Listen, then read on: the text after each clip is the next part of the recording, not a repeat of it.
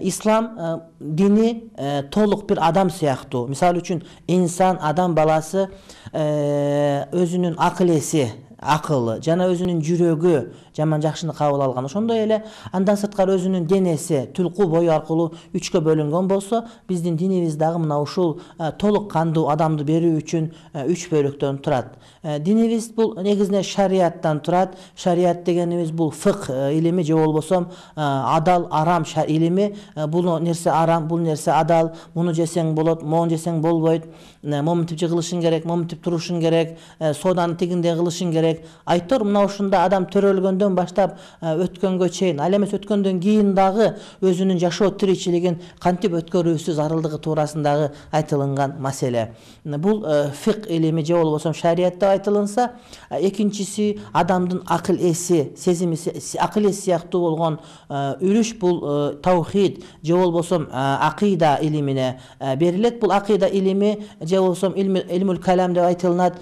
Бул таухид илими адамдын аң сезимине өзүнүн таасирин берип, канткенде Кудай Таалага сыйынабыз, канткенде Кудай Таалага өзүбүздүн этикатыбызды билдиребиз, Кудай Тааланы кантип таануу керек, анын пайгамбарларына кантип ишенүүбүз керек. Айтор бизди курчап турган ааламга болгон биздин көз карашыбыз, биздин түшүнүгүбүз кандай болуу керектигин үйрөтүп бизге жеткирген илим бул акыйда же болбосо таухид же болбосо илмул калам илими деп аталынат.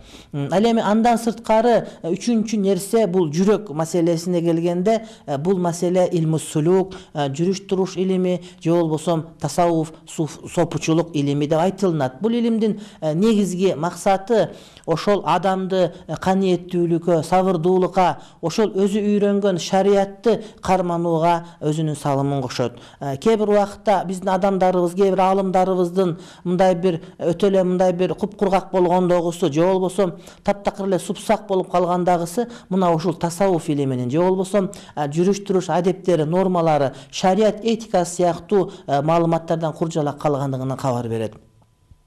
Эгерде биз ошол тасаввуф илиминдеги мындай бир кээ бир эрежелерди эске сала турган болсок, анда биз бул илимдин баркына, наркына жеткен болор элек. Мисалы үчүн тасаввуф илиминде айтылат, эгерде сени мактагандарды жана жамандагандарды, сени жактагандарды жана жектегендердин бардыгын угуп туруп, өз калыбынан өзгөрүлбөгөн адам бул чыныгы инсан деген түшүнүк берет. Эгерде сизди кимдир бирөө мактап, шектен ашыра мактап, асманга чыгарып аткан болсо, ошону мактаганына эле өрүп кетпестен, эгерде сизди жерге життире жамандап аткан болсо, ошол нерсеге чөгүп кетпестен, бул адамдардын мактоосу эч нерсе эмес, чындыгында Кудайдын ыраазылыгы мен үчүн керек деген түшүнүктүн негизинде жашооңузду өткөрө турган болсоңуз, чыныгы тасаввуф бизден талап кыла турган нерсе мына ушул нерсе.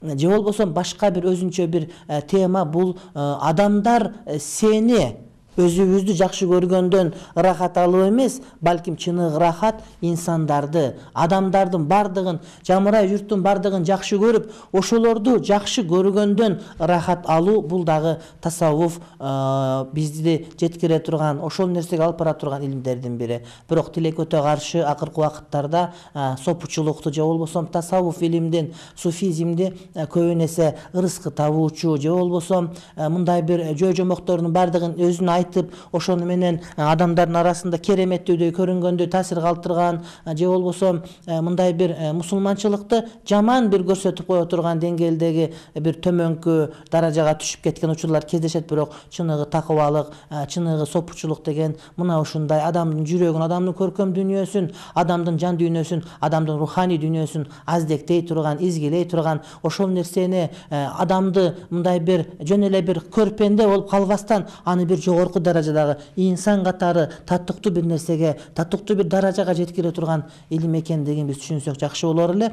Албетте биздин бүгүнкү темабыз дагы мына ушул туурасында болмокчу. Адамдын жан дүйнөсү, адамдын руханий көрөнгөсү туурасында болмокчу. Бизге